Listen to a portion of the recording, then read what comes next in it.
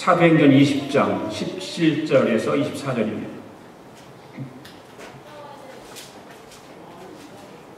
사도행전 20장 17절에서 24절 다 일어나셔서 우리 함께 같이 합독하시겠습니다.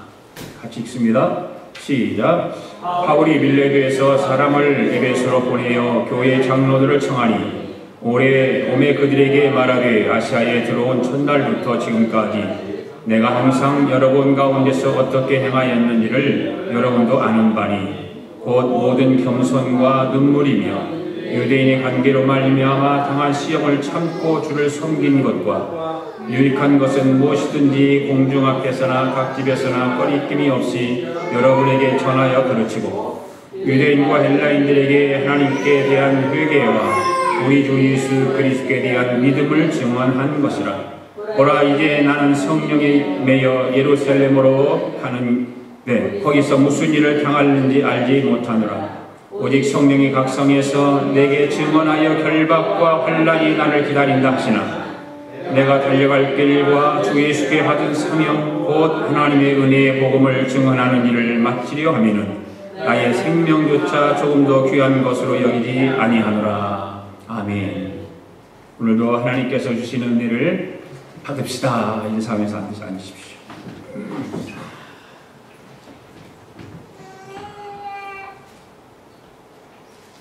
사람이 정들었던 곳과 정들었던 사람들의 곁을 떠나고 이별한다고 하는 것 정말 슬픈 일입니다. 사람은 누구나 이 땅에 사는 동안 이별의 슬픔을 가지고 있는 것은 또 사실입니다. 지금도 우리 주변에는 생이별의 슬픔을 안고 다시 만날 그날을 기다리면서 살아가는 사람들도 있습니다. 생이별의 슬픔을 겪어보지 못한 사람들은 그 슬픔과 함이 얼마나 큰지를 알지 못하죠. 불행한 시대에서 태어난 가족 간의 생이별을 하고 기약 없는 만남을 고대하면서 살아가는 사람들에게 비하면 오늘 우리는 온 가족이 함께 사는 것이 큰 축복이라고 생각을 합니다. 오늘 본문의 말씀은 사도 바울이 3차 복음 전파 사역을 마치고 드로아를 출발해서 아소, 미둘레네, 기오, 사모 그리고 밀레도라는 곳에 이르게 되죠. 그리고 에베소에는 들리지 않고 대신에 밀레도에서 에베소에서 사역을 했을 때에 바울이 기름 부어 세웠던 장로님들을 청해서 그동안에 자신이 어떻게 다니면서 복음을 전했는가, 복음 전파의 사명을 감당했는지를 고별 설교 형식을 통해서 그 에베소 장로님들에게 설교하는 내용입니다. 바울은 이제 결박과 환난이 기다리고 있는 예루살렘으로 떠나기 위해서 그곳에 있는 사람들과 헤어지면서 하는 고별 설교이기 때문에 그의 마음은 참으로 비장한 어떤 생각, 비장한 마음을 가지고 있었을 것입니다. 오늘 사도 바울의 고별 설교 내용을 보면 그가 얼마나 참되고 신실한 하나님의 사명자이었는가를 잘 알 수가 있습니다. 또한 오늘 우리가 어떠한 자세로 사명자의 삶을 살아야 할지, 어떤 자세로 신앙생활을 해야 할지를 깨닫게 해주는 말씀이기도 합니다. 오늘은 증인들의 이야기 67번째입니다. 사도 바울의 첫 번째 고별 설교에 대해서 오늘 함께 말씀을 강의하도록 하겠습니다. 오늘도 생각과 마음을 하나님 말씀에 집중하고 그 말씀을 경청하면서 하나님께서 말씀을 통해서 주시는 은혜를 사모하고 넘치게 받는 귀한 시간이 될 수 있기를 바랍니다. 첫째, 바울이 에베소의 교회에 있는 장로님들을 밀레도로 초청을 해서 고별 설교하는 내용이 뭐냐면 어떤 자세로 자기가 사명을 감당했는가를 설교를 통해서 설명을 하고 있습니다. 17절에서 20절 말씀 읽겠습니다. 시작. 바울이 밀레도에서 사람을 에베소로 보내어 교회 장로들을 청하니 오매 그들에게 말하기 아시아에 들어온 첫날부터 지금까지 내가 항상 여러분 가운데서 어떻게 행하였는지를 여러분도 아는 바니 곧 모든 겸손과 눈물이며 유대인의 관계로 말미암아 당한 시험을 참고 주를 섬긴 것과 유익한 것은 무엇이든지 공중 앞에서나 각 집에서나 꺼리낌이 없이 여러분에게 전하여 가르치고. 아멘. 우리가 지난 시간에도 함께 나누었던 말씀 가운데 사도행전 14장 23절을 보면 1차 전도 여행 때에 바울이 전도를 하고 교회를 세우고 또 장로님들을 기름 부어 세웠던 그분들입니다. 그래서 그 장로님들을 택해서 금식을 하게 하고 그들이 믿는 믿음에 대해서 주님께 부탁하는 모습을 볼 수 있습니다. 자기는 떠나야 됩니다. 이제 예루살렘으로 떠나고 가슴에 품었던 로마를 향해서 가야 되기 때문에 기름 부어 세웠던 장로님들과 교우들을 그들에게 복음을 전했고 복음을 받아들여서 하나님의 자녀로 사명을 감당하는 그들에게 그들의 믿음을 주님께 부탁하는 내용의 말씀이죠. 이제 1차, 2차, 3차 복음 전파 사역을 다 마친 바울은 특별히 에베소 교회를 세웠던 그 교회와 두란노 서원에서 사역을 중심으로 했던 그 에베소 지역에서 3년간을 사역을 했는데 그때 세우고 교제했던 장로님들을 그렇게 오시게 해서 말씀을 지금 전하고 있는 것입니다. 여기서 사명자로서의 바울의 심정을 우리는 볼 수가 있습니다. 사명자의 심정을 갖는 것은 정말 중요한 것입니다. 특히 오늘 에베소 교회 장로님들과의 만남이 마지막 만남이 될지도 모른다고 하는 그 바울의 생각에 그들을 위해서 눈물로 마지막 설교를 하면서 권면하는 것을 볼 수가 있죠.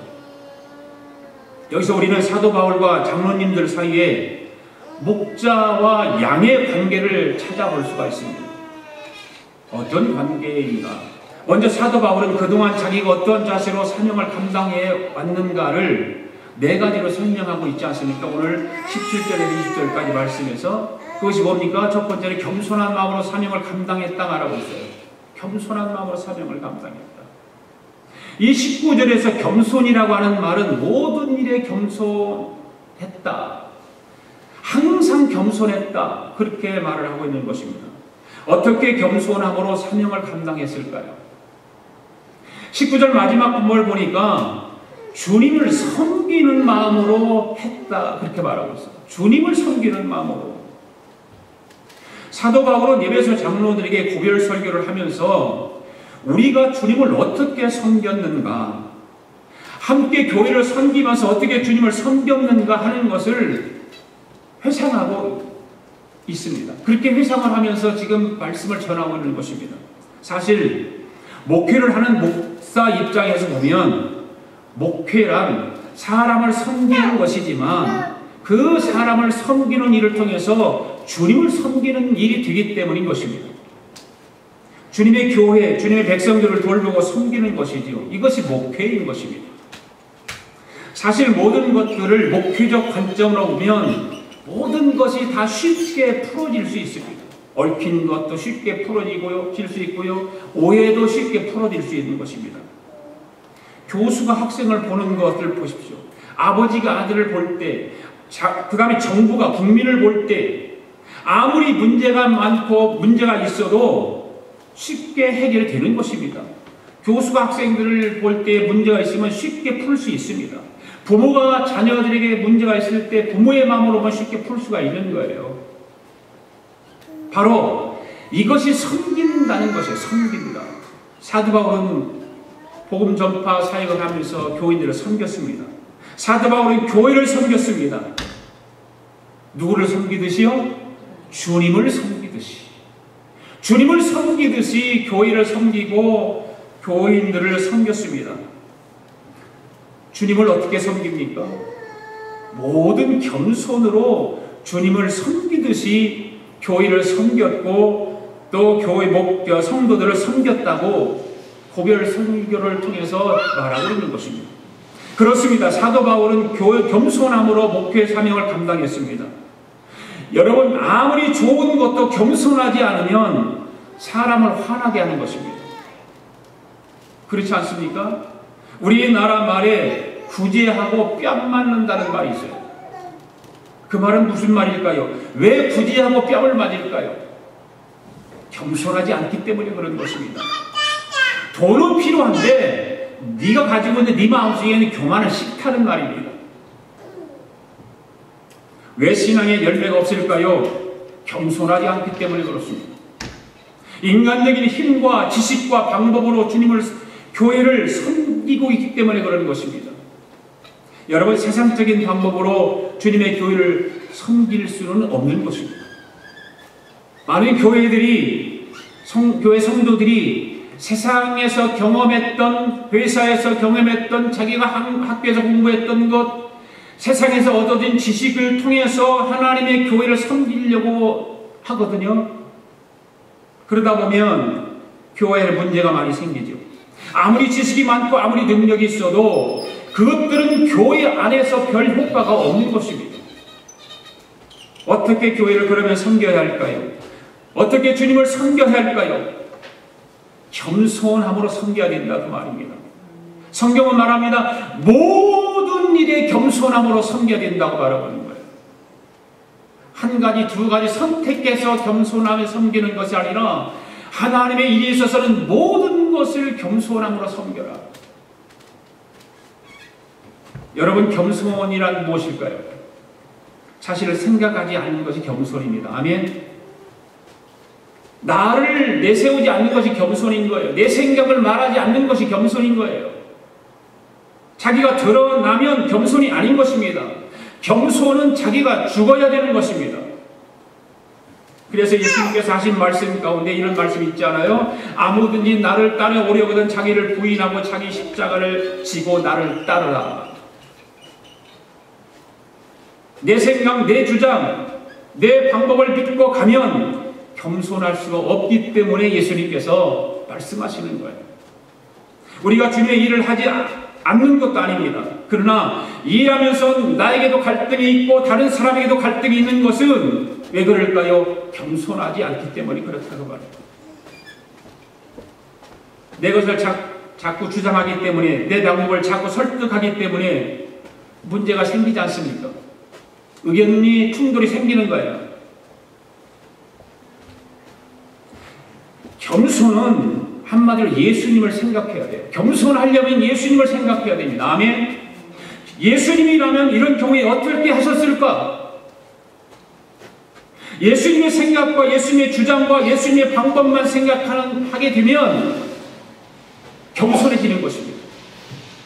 그 문제를 해결할 수가 있는 것입니다.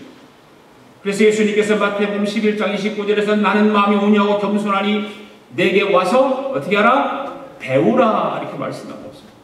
예수님 스스로가 예수님은 온유하고 겸손하다고 말씀하세요. 그래서 교만한 너희들아 나에게 와서 배워라, 이 말이에요.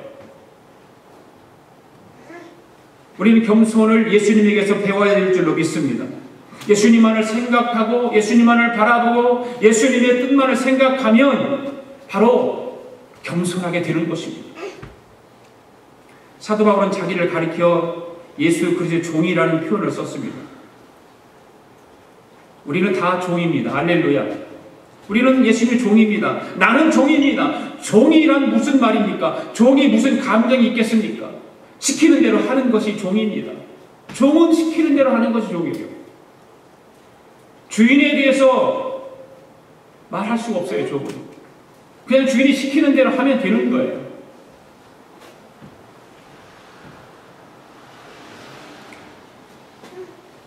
우리는 예수 그리스도의 사도입니다. 종입니다. 이런 의미에서 참된 겸손은 자기를 포기하는 것이다.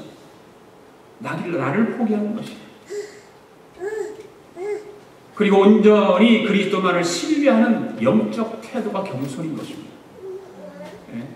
사도 바울은 모든 면에서 그는 겸손으로 주님을 섬겼다는 것을 회상하면서 지금 에베소에 있는 장로님들을 초청해서 자기가 복음을 전하고 자기가 기름 부어서 장로로 세웠던 그 사람들을 불러서 지금 고별 설교를 하고 있는 거예요.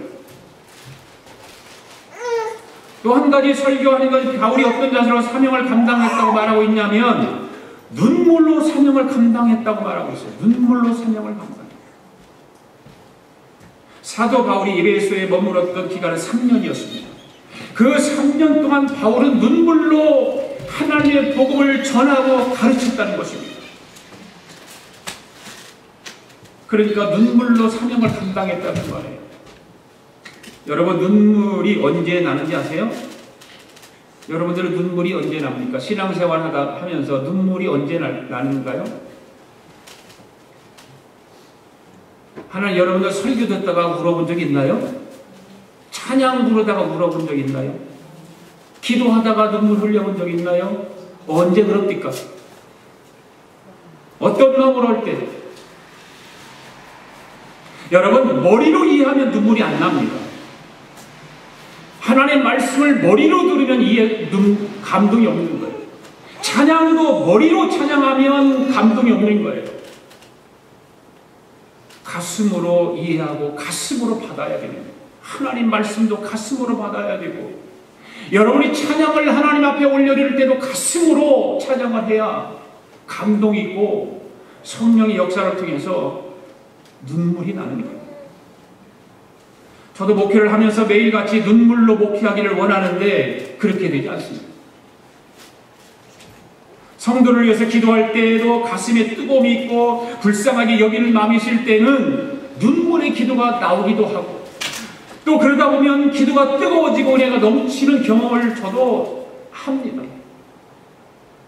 말씀을 전할 때도 마찬가지입니다. 토요일날 책상 앞에서 하나님 말씀을 준비를 하다 보면 내가 먼저 말씀의 은혜를 받고 이 말씀을 우리 교우들에게 간절한 마음으로 전하고 싶을 때에 성령의 역사가 쏟아지는 거예요.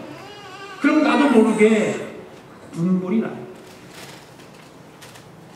얼마나 기쁜지 몰라요. 왜 그렇게 기쁠까요? 그런 눈물은 기뻐요. 너무나 감사하고 은혜가 충만하고. 그런데 머리로 이성모를 통해서 얻어지는 눈물은 기쁨이 없는 거예요. 그때 슬플 때나 울 것이고, 어떤 속상했을 때 울 것이고, 누가 나를 속상하게 하면 그 일 때문에 눈물이 나고, 그게 기쁩니까? 그건 기쁘지 않은 거예요. 가슴으로 하지 않고 이성으로 머리로만 하게 되면 기도하는 것도 말씀을 전하는 것도 말씀을 듣는 것도 은혜가 되지 않고 눈물은커녕 뽀송뽀송 메말라서 감동도 없고 그렇습니다. 비교만 하고 비판만 하고 그렇게 되죠. 여러분, 정말 가슴에서 눈물이 나야 합니다.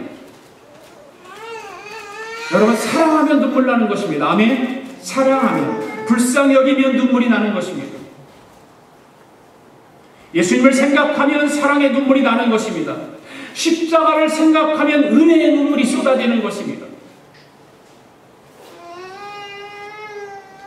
바울이 사역을 할 때 눈물로 사명을 감당했다라고 하는 말은 무슨 말입니까? 그 생리적인 눈물이 아니지 않습니까? 물론 아프면 눈물이 납니다. 고통과 억울함과 불리함, 그런 걸로 눈물이 날 수 있습니다. 그러나 바울은 그렇게 하지 않아요. 우리가 텔레비를 보고 드라마도 보고 영화도 보면 그 탤런트들을 참 어떻게 눈물 없게 잘 흘릴까? 막 웃고 떠들다가도 촬영 시간이 됐어요. 그래서 다음에 우는 시간입니다. 울어야 됩니다. 그래 내리고 하면 3분만 있으면 눈물 흘려요. 최고 아무리 길어도 3분 이상 가지 않아요. 그 감정을 몰입시켜가지고 눈물을 짜내는 거죠. 참 신기하죠? 그 눈물 말고, 그런 눈물 말고 정말 사랑 때문에 내 가슴에서 흘러 넘치는 그런 눈물이어야 되는 거죠. 주님을 섬기다 보면 어떤 때는 속이 상하기도 하고, 정말 자존심도 상하고 고통스럽고 분하기도 하고, 때로는 오해가 있어서 억울하고 견딜 수 없는 일들이 많죠. 신앙생활 한다고 해서 다 좋은 것은 아니에요. 그렇다고 비방할 수도 없습니다. 그러니까 그래서 눈물이 나는 경우도 있죠. 속상하니까. 바로 바울이 그런 눈물을 많이 흘렸다는 거죠. 복음 전파하러 다니면서 얼마나 그런 모욕과 아픔과 분함과 고통과 자존심 상하는 일들이 얼마나 많았겠습니까? 그것 때문에 참고 인내하며 바울은 눈물로 사명을 감당했다는 거예요.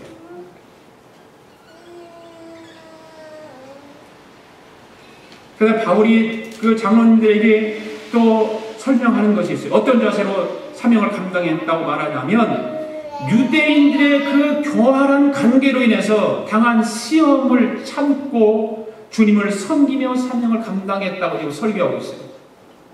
특별히 유대인 형제들로 인하여 수많은 핍박과 고통을 겪었지 않습니까? 그들은 수많은 관계를 사용해서 소동을 일으키고 재판을 하고 어떤 경우에는 돌멩이로 쳐서 거의 죽게끔 했습니다. 그럼에도 불구하고 사도 바울의 반응은 하나밖에 없다고 생각하고 인내하는 거예요. 참는 거예요. 참고 인내했다. 그는 그냥 참는 것이 아니었어요. 참고 또 참고 또 참고 인내하고 인내한다는 말이에요. 그래서 그가 쓴 고린도전서 13장에서 사랑이란 오래 참는 것이라는 말을 이런 체험을 통해서 하게 되는 거예요. 바울은 사람은 오래 참고 투기하지 아니하고 시기하지 아니하고 오래 참는 거예요. 참는 거예요. 그런 관계를 통해서 그런 핍박을 통해서 바울은 참고 인내했다는 것을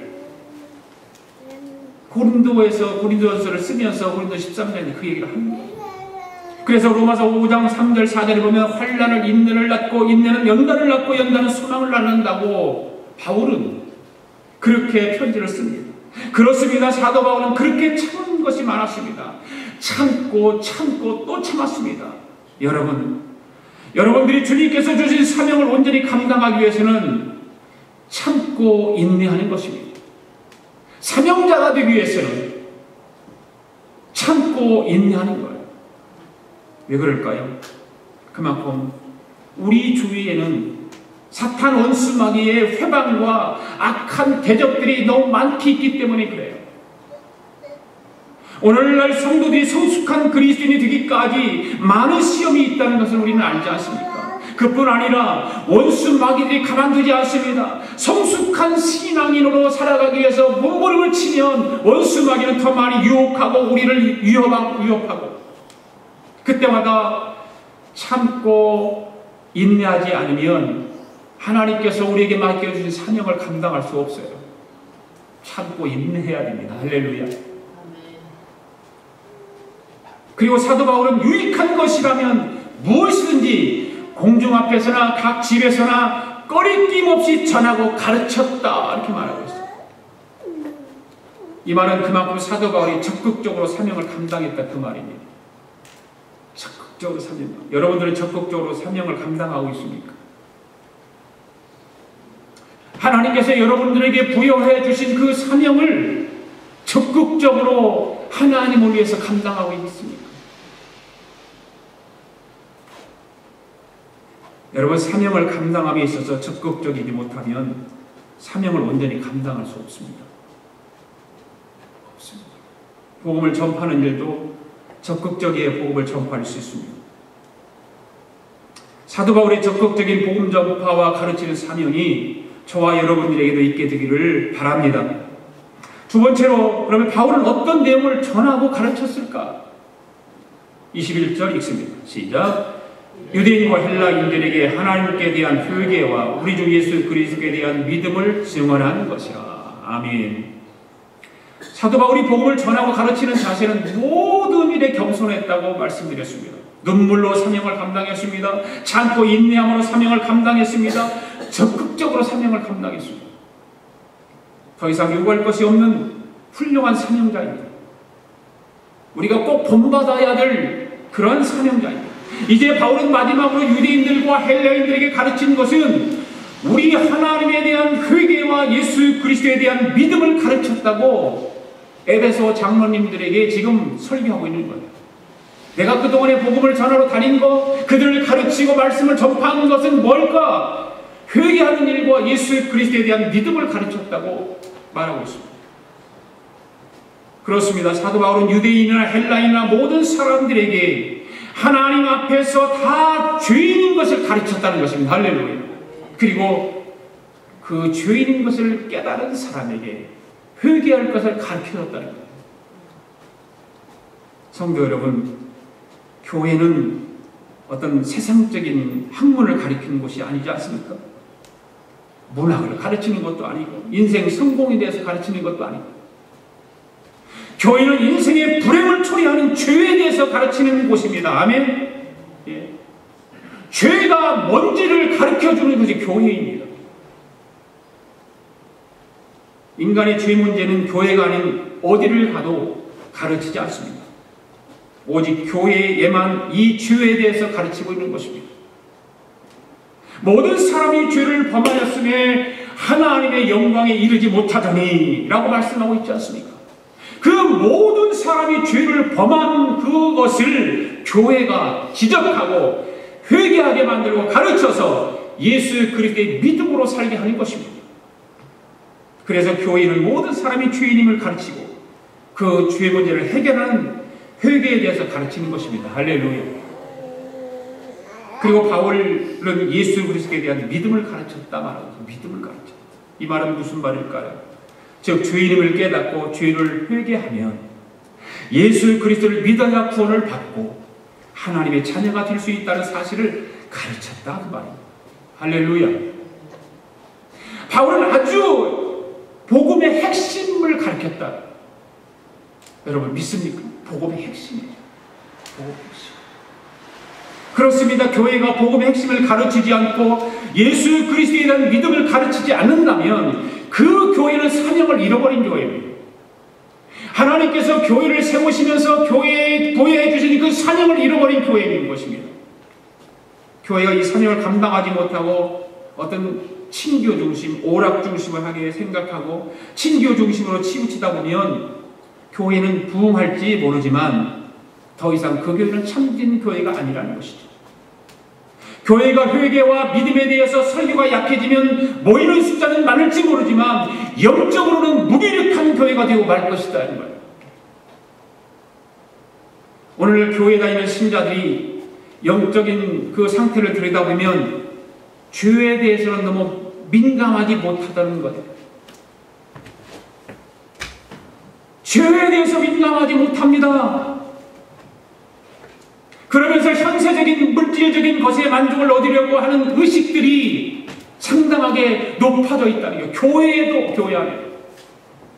그러다 보니까 교회들이 그러한 신자들의 욕구를 맞춰주려고 설교 방향을 그런 쪽으로 트는 거예요. 현대 교인들은 죄에 대해서 설교하는 것을 듣기 싫어합니다. 십자가에 대해서 말하는 것을 싫어합니다. 그러니까 어떻게 하면 교인들이 교회하면 세상적인 이야기로 웃게 하고 즐겁게 하고 편하게 하고 예배 드렸다고 돌아가게 만드는 것입니다. 그게 교회일까요? 그러니까 교회는 자꾸만 세속적으로 흘러갑니다. 세속적으로 흘러가다 보니까 교회가 타락하고 그 교회 안에 속해 있는 신자들도 타락하기 시작하는 것입니다. 왜 종교개혁이 일어났습니까? 교회가 타락하기 시작하니까 종교개혁이 일어납니다. 교회가 타락하다 보면 성직자도 교인들도 다 타락하는 거예요. 그래서 종교개혁이 일어나는 거예요. 오늘 우리가 알아야 할 것은 세상은 변하고 달라진다고 할지라도 하나님의 말씀은 변하지 않는다는 것을 알아야 합니다. 그러니까 하나님의 말씀을 믿는 저와 여러분들도 오직 예수, 오직 말씀 중심의 사명을 감당해야 되는 줄로 믿습니다. 아무리 세상이 문화가 변하고 세상의 모든 정책이 변하고 삶의 방향이 바뀌어도 우리가 믿는 예수 그리스도에 대해서는 변하면 안 되는 것입니다. 그러면 마지막으로 세 번째, 어떻게 그러면 사명을 감당할 것인가를 말하고 있습니다. 어떻게 감당해야 돼요? 23절, 22절, 23절 읽습니다. 시작. 보라, 이제 나는 성령의 매와 예루살렘으로 가는데 거기서 무슨 일을 당하는지 알지 못하노라. 오직 성령이 각 성에서 내게 증언하여 결박과 환난을 기다린다. 사도 바울이 3차 복음 전파 사역을 마치고 예루살렘으로 가는데 어떤 마음이었다고 말하고 있습니까? 성령의 매임을 당해서 간다. 성령의 매임을 당해서 간다. 이 말은 지금 바울이 성령의 지시를 따라 가기는 가는데 마음에 큰 압박감을 가지고 간다는 말입니다. 그러니까 큰 두려움과 걱정을 안고 간다, 그 말입니다. 또 한 가지, 성령의 매임을 당하여 간다는 말은 성령님의 지시이기 때문에 내가 두려움과 걱정을 안고 가지만 거기를 가지 않으면 안 된다는 것입니다. 그래서 성령 하나님이 자꾸 자기를 가게 한다는 거예요. 자기를 그곳으로 가라고 하신다는 거예요. 그러니까 여러분, 바울이 얼마나 고민이 많았겠어요. 가라고 성령 하나님이 강권하시는데 가게 되면 내가 분명히 결박을 당할 것이고 체포를 당할 것이고 이런 양면성이 동시에 주어지는 거예요. 갈등이 있는 거예요. 이런 사실을 여러분 누가 알려줬습니까? 바울이 아시아로, 마케도니아, 유럽으로 복음을 전파로 다니면서 각 성을 다닐 때에 각 성마다 다닐 때 성령께서 알려주신 거예요. 성령께서 왜 그런 일들을 미리 알려줬을까? 바울의 마음속에, 신앙 속에 미리 준비하도록. 여러분들이 잘 아시다시피 사도 바울은 본래가 어디 사람이에요? 유대인 관원이에요. 특히 사도 바울은 교회를 핍박하고 성도들을 핍박하는 데 앞장섰던 사람이에요. 스데반 집사를 돌로 쳐 죽일 때 그곳에 가담한 사람이에요. 사도 바울은 유대인들에게 있어서 든든한 기둥과 같은 역할을 한 사람입니다. 그런데 어느 날 사도 바울이 갑자기 예수님을 만났다고 하더니 개종을 한 것입니다. 그러니까 유대인들이 어리둥절하지 않겠습니까? 그러다 보니까 유대인들이 그 유대교를 배신한 자로 규정을 하고 그를 해치려고 하는 거예요. 해치려고. 그러한 바울이 아시아와 유럽을 다니면서 각 성에서 복음을 전파하는데 성령께서 가르쳐준 거예요. 성령께서. 네가 예루살렘으로 가면 고통을 당할 것이다. 너 예루살렘에 가면 체포될 거다. 가르쳐주는 거예요. 그러니까 사도 바울이 고민이 많죠. 모르고 가서 받는 고통도 힘드는데 뻔히 알면서 다 알고 간다고 하는 것은 참으로 힘든 거 아닙니까? 그렇잖아요. 모르고 가서 갑자기 체포되면 그냥 뭐 어쩔 수 없죠. 그런데 다 알고 가요. 알고. 체포될 것을 알고 가는 거예요. 그러면 도대체 예루살렘으로 가면 무슨 불길한 일이 있을 것인가? 23절에 기록되어 있지 않습니까? 성령이 내게 알려주는데 어느 날 도시에서든지 투옥과 함께 환난이 나를 기다리고 있다. 성령께서 알려주신 것. 투옥될 것이고 환난이 있을 것이다. 바울에게만 그렇게 알려주었을까요? 성령 받은 예언하는 사람들이 그런 이야기를 하지 않았습니까? 21장에 가면 그 이야기가 나와요. 거기 보면 바울이 예루살렘에 가서 빌립의 집에 가서 며칠간 거기서 유화합니다. 거기 유화하고 있는데 아가보라 하는 사람이 찾아와요. 아가보라는 찾아와가지고 바울이 그때 허리에 띠를 띠고 있었어요. 그 허리띠를 가져다가 아가보가 자기 손과 발을 묶습니다. 그렇게 묶고서 뭐라고 하냐면 이게 무슨 증거냐면 당신이 예루살렘에 가면 이렇게 묶일 것이다. 체포될 것이다. 라고 하는 것을 알려줘요. 여기에 대한 사도 바울의 응답이 뭘까? 중요해요. 이것이 중요해요. 성경에는 없어요. 사도 바울이 아마 영적인 생각은 너는 어떻게 할 건데 그렇게 질문하고 대답했을 거예요. 너는 그냥 아가보라고 하는 사람이 그걸 알려줬는데 너는 어떻게 할 건데?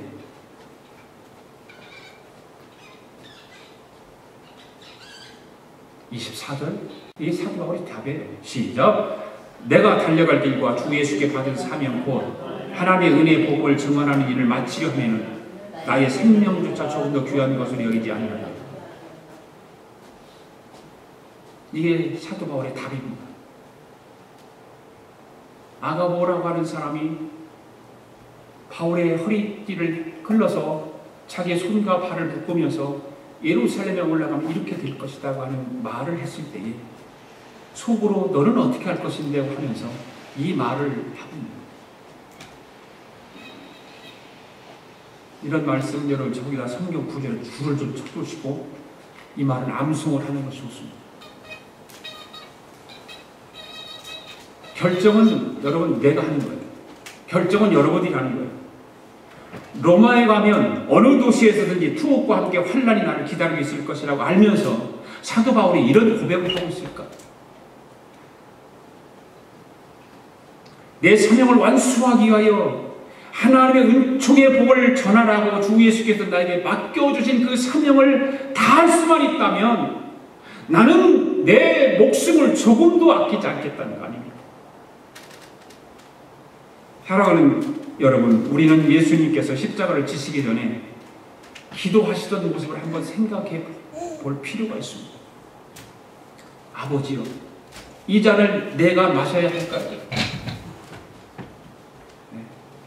얼마나 간절했던지 그 기도를 하면서 보니까 땀이 뭐가 됐다? 핏방울 같이 됐다. 핏방울. 여러분, 주님이 주신 사명을 감당하기 위해서 이러한 고민과 갈등을 경험해본 적이 있습니까? 하나님의 일을 하면서 하나님께서 맡겨주신 어떠한 일이든지 감당을 하면서 사명을 감당하면서 이런 고민을 해본 적이 있냐고 말이에요. 사실 오늘을 살아가는 우리는 주님이 주신 사명을 감당하기 위해서라면 이런 고민과 갈등의 벽을 넘어야 하는 것입니다. 그래야 진짜 사명자인 것입니다. 예수님이 하신 기도가 얼마나 힘이 들었다면 땀이 핏방울이 되었다고 했을까요? 예수님이 이 문제를 가지고 3번씩이나 기도했습니다. 그때 제자들은 다 자빠져 잤습니다. 그리고 나서 예수님 마지막으로 하신 말씀이 뭐예요? 아버지, 내 뜻대로 마시고 아버지 뜻대로 해주세요. 아버지 뜻대로 하십시오. 아버지에게 맡겨버리는 것입니다. 사도 바울이 바로 오늘 이런 결단을 하는 것입니다. 성령님이 2가지 역사가 있습니다. 사도 바울의 마음속에 내가 달려갈 길이 분명히 정해져 있는데 자기 인생의 목표도 있는 거예요. 누구든지 있는 거예요. 하나님의 일과 내 인생의 목표가 분명히 있습니다. 어떤 길을 갈 것인가 정해야 되는 것입니다. 결단을 하는 것입니다. 내가 해야 됩니다. 그때 사도 바울은 고백하는 것이 오늘 24절의 말씀 아닙니까? 나의 달려갈 길고 곧 주 예수께 받은 사명을 감당하는 일에 있어서 은혜의 복음을 증거하는 일인데 이 복음을 증거하는 일을 마치려고 하는 것은 내 생명을 조금도 가치 있는 것을 생각하지 않겠다. 그 말이 아닙니다. 내 생명을 아끼지 않겠다고 하는 것은 그 생명에 대한 어떤 몸부림치지 않겠다는 거예요. 생명의 살고 죽는 것에 연연치 않겠다 그 말 아닙니까? 복음 전하는 일이라면 여러분, 저와 여러분의 인생의 목적은 어디 있습니까? 저와 여러분의 인생의 방향은 어디 있습니까? 내가 예수를 믿는다고 하는 것은 무엇을 의미합니까? 내가 이렇게 살면 세상이 변할까요? 내가 안 변하는데 어찌 세상이 변하겠습니까? 나는 안 변해도 괜찮은데 당신만 변해. 너가 변하라고 말하지 않습니까? 우리는 내가 변해야 되는데 그리고 사람들로 변하라고 말하는 거예요. 그냥 변하기만을 바라고 있는 것은 아닐까요? 오늘 사도 바울의 20절의 말씀과 같이 그는 자신 스스로 결정을 하는 것입니다. 스스로 나는 내려가면 체포당할 것을 알지만 가겠다는 거예요. 내가 그곳에 가서 죽을지도 모르지만 나는 생명을 가치 있는 것으로 여기지 않고 가겠다는 것입니다. 바울은 주님께로부터 받은 사명, 자기 생명보다 더 귀하게 여겼습니다. 할렐루야. 여러분, 생명은 누구에게나 귀한 것입니다. 생명에 대해서 귀하게 여기지 않는 사람 한 사람도 없습니다. 그 귀한 생명을 바울은 복음 전파하는 데 바치겠다고 결단하는 거예요.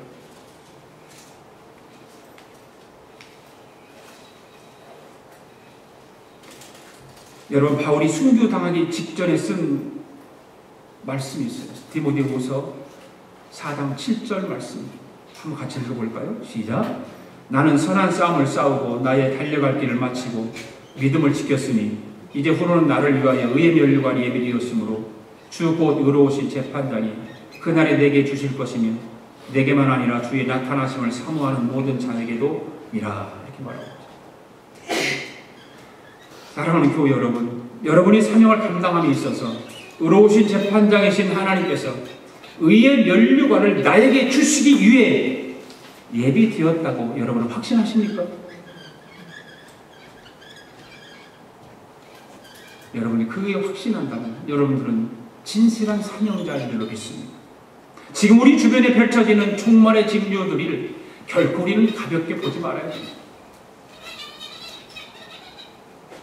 그런데 그러한 종말의 징조보다 더 무서운 것이 있어요. 그 뭘까요? 바로 성도에게 사명감과 균형 잡힌 신앙생활을 하느냐 하지 않느냐는 말이에요. 시편 119편 56절에 보면 다윗은 주의 말씀을 지킨 것을 자신의 소유다 그렇게 말하고 있어요. 얼마나 다윗은 하나님의 말씀을 지켜 있는지를 고백하고 있는 말씀이에요. 오늘 사도 바울은 복음 전파하는 일을 어떤 것보다 가장 값진 소유로 여기고 주님이 주신 사명을 성실하게 잘 감당했던 사도 가운데 한 사람입니다. 그렇다면 여러분, 오늘 우리에게 가장 값진 소유가 무엇이라고 생각합니까? 어떤 사람은 주님이 주신 사명을 생각하지 않고 오직 손에 잡히는 것, 눈에 보이는 것, 땅의 것만 바라보고 사는 사람이 있습니다. 그처럼 주님이 주신 사명에 대한 의식이 없는 상태에서 어떻게 하면 더 잘 먹고 잘 살까? 거기에만 관심이 있고 어떻게 하나님과 교회를 위해서 헌신할까에 대한 진지한 고민과 실천은 없다 그 말. 사랑하는 우리 아가페 교회 여러분, 우리 함께 거룩한 목표를 가집시다. 예수 그리스도를 믿는 사람에게 뚜렷한 사명의식이 없는 삶처럼 불행한 것은 없습니다. 예수를 믿는 사람이 교회로 나오는 사람이 예수 그리스도 안에서 사명의식이 없는 사람같이 불행한 사람이 어디가 있습니까? 오늘 저와 여러분이 생각해야 할 것은 이제는 사명을 위해서라면 때로는 힘든 일도 각오하고 실천해요. 저와 여러분의 인생 전체가 힘들어지지 않는다는 사실을 기억할 수 있기를 바랍니다. 영혼군의 꿈과 그 영혼군의 비전을 사명으로 알고 최선을 다해서 달려가면 반드시 그 꿈과 비전이 저와 여러분 앞에 이루어질 줄로 믿습니다. 오늘 이 시간 우리 말씀을 생각하면서 우리 함께 하나님 앞에 고백하며 기도해 볼 수 있기를 원합니다. 하나님께서 나에게 맡겨진 사명이 어느 정도인가? 내가 느끼고 있는 것은 어느 정도인가? 나는 그 사명을 지금 잘 감당하고 있는가? 사명을 따라 나 지금 살아가고 있는가? 한번 생각하면서 이 시간에 크게 소리 안 해도 괜찮습니다. 진실한 마음으로 한번 여러분은 기도해 보시기를 바랍니다.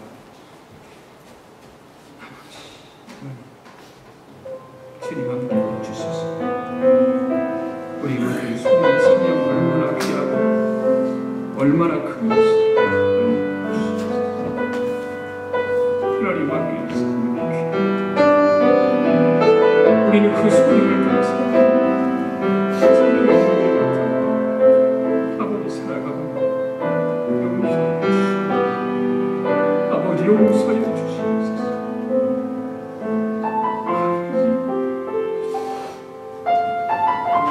생명을 생각하게 하고 복음 전파를 생각하게 하고 인생의 욕심을 통해서 우리 받으시고 우리 하나님을 살아주시옵소서. 또한 거룩한 교회를 주시옵소서. 크신 사랑과 능력을 하나님의 손을 주셔서 평온하게 고백하는 것입니다. 아버지 나는 선한 싸움을 싸워 나의 분량의 길을 마치고 믿음을 지켰다고 고백하고 바울같이 우리가 죽음을 앞두고 생명을 아버지 앞에 행복을 주는 바울을 따라가게 하여 주시옵소서. 예수님 본받게 하여 주시옵소서. 의로우신 재판장이 그날에 우리에게 주실 그 영광스러운 놀라고 받는 우리 모두가 되게 하여 주시옵소서. 그 영광을 주시옵소서. 되게 하여 주시옵소서.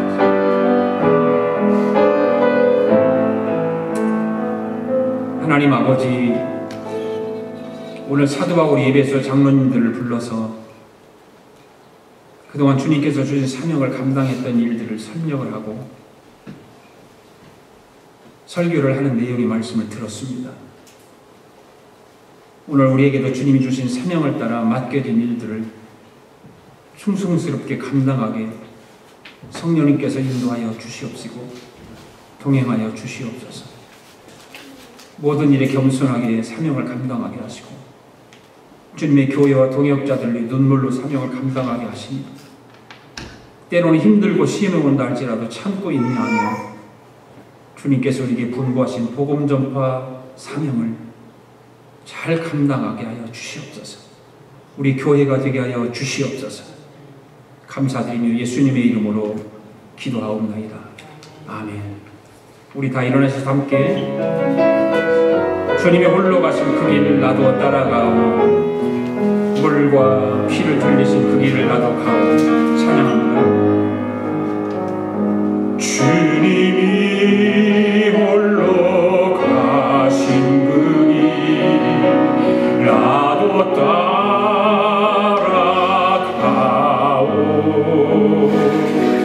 모든 물과 피를 흘리신 그 길을 나도 가오. 험한 산도 나는 괜찮소. 바닷빛이라도 나는 괜찮소. 죽어가는 저들을 위해 나를 버리길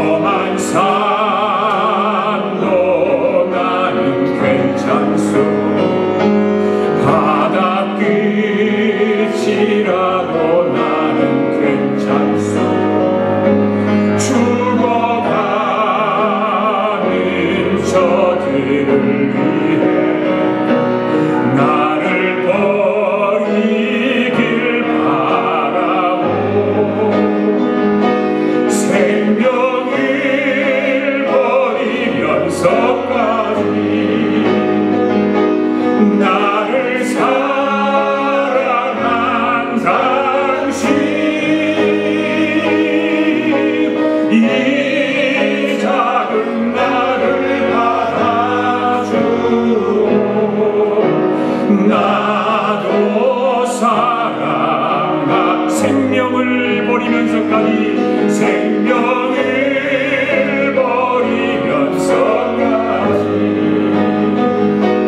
나를 사랑한 당신 이 작은 나를 받아주오 나도 사랑하오.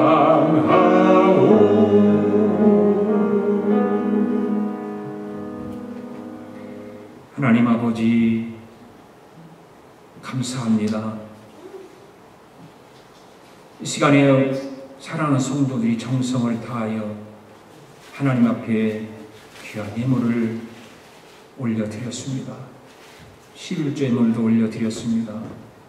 감사 예물도 올려드렸습니다. 선교 예물도 올려드렸습니다. 1,000번째 예물도 올려드렸습니다. 마음의 소원을 담아 이 귀한 예물을 하나님 앞에 올려드렸습니다.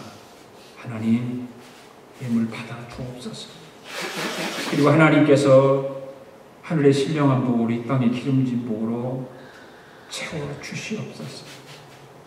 우리가 사명을 감당하기에 부족함이 없도록 가정마다 물질이 어려움 당하지 않게 하시고 하나님 나라를 위해서 풍족히 쓰고도 남으면 그런 복된 삶이 되도록 성령님께서 성도들의 가정가정을 축복하여 주시옵소서. 하나님의 교회가 사명을 감당하는 교회가 되기를 원합니다. 전도의 사명, 선교의 사명, 하나님 나라의 복음 전파의 사명을 잘 감당하는 교회가 되도록 성령 하나님께서 은혜와 은총을 더하여 주시옵소서. 오늘도 하나님의 교회의 예배를 위해서 수고하고 헌신하고 충성하고 봉사하는 저들의 충성과 헌신과 봉사를 받으시고 하늘의 해와 같이 큰 복으로 채워 주시옵소서. 지금은 우리 주 예수 그리스도의 은혜와 하나님 아버지의 극진하신 사랑과 성령님의 감동과 충만하신 역사가 오늘도 사명자로 온전하게 살아가기로 다짐하고 돌아가는 사랑하는 성도들 머리머리 위에, 성도들의 가정과 직장과 경영하는 기업 위에, 우리가 살고 있는 이비합중국과 하나밖에 없는 우리 조국 위에, 주의 이름으로 보이는 교회 위에 지금으로부터 영원토록 함께 하시기를 예수님의 이름으로 축원하옵나이다. 아멘.